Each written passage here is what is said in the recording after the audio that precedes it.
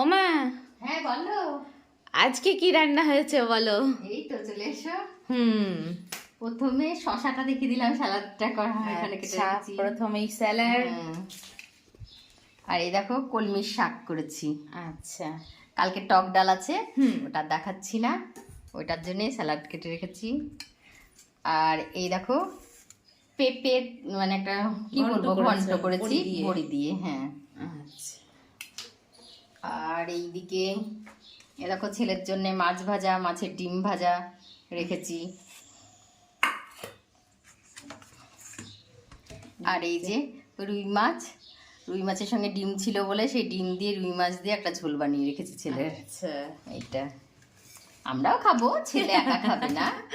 আর এই যে তোমার প্রিয় শোল মাছের ভাঙা। ওহো, আজকে ফাইনালি মা পেয়েছে শোল মাছ। হ্যাঁ। অনেক চেষ্টার পরে।